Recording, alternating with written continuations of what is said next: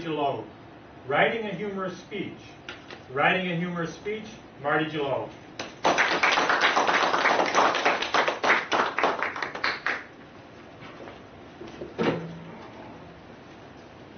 How many Toastmasters does it take to screw in a light bulb? Huh? Huh? Well, it depends. Are you in pathways or still stuck in the old system? Fellow Toastmasters, honored guest, contest chair, I want to tell you, when you start a speech, do something different. Do something completely different your audience never expects you to do. Hook them, get their attention. That's why I'm up here.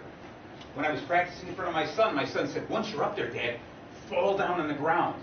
Add a little slapstick to the idea. And I said, son, from this height, this age, if I hit the ground, I wasn't going to be able to get up too quickly. And I have never seen a Toastmaster deliver a good speech laying on the ground moaning. So, I'm going to step down carefully.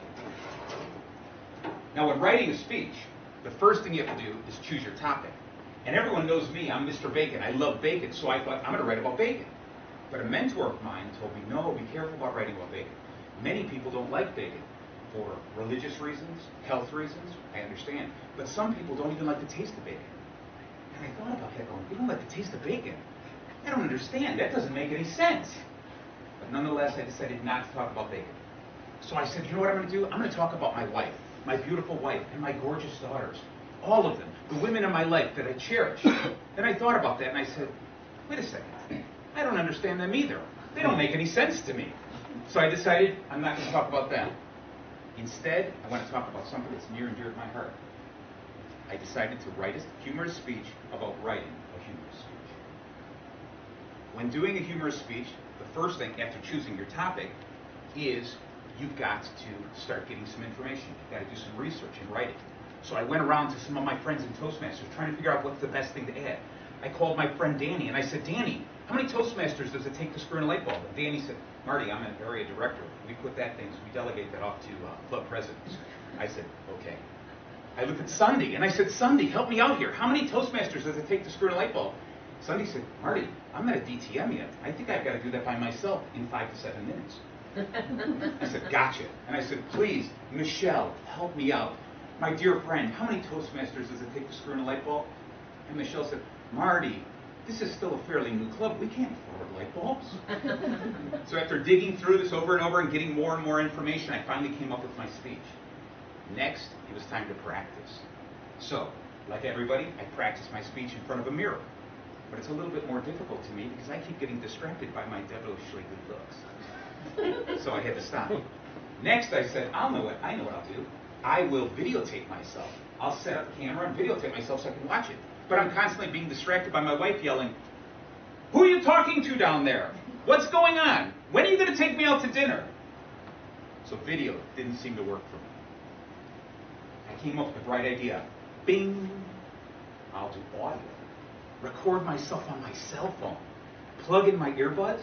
This way, everywhere I go, I could be listening to myself. Whether I'm walking my dog, mowing the lawn, it didn't matter. I could be listening to myself and rehearsing my speech.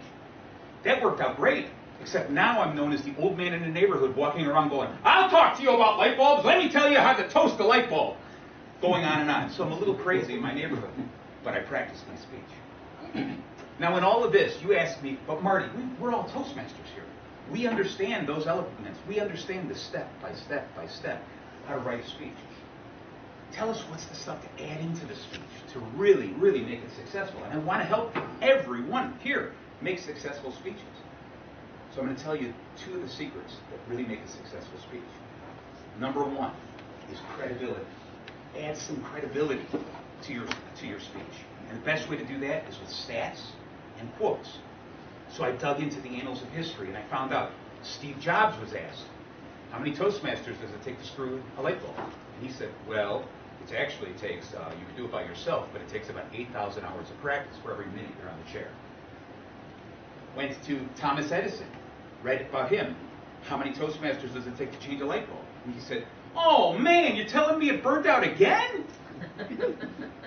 Lastly, dug even deeper and found out Leonardo da Vinci was asked, how many Toastmasters does it take to screw in a light bulb? And he said, I don't even know what a light bulb is. After this research, and I've got the credibility, and the audience understands me, it's time to take it down and share a personal story, something to really endear the audience. So I'd like to take a moment and tell you a story of my family. My family, I came from a large family of practical jokers. All kinds of little jokes going on.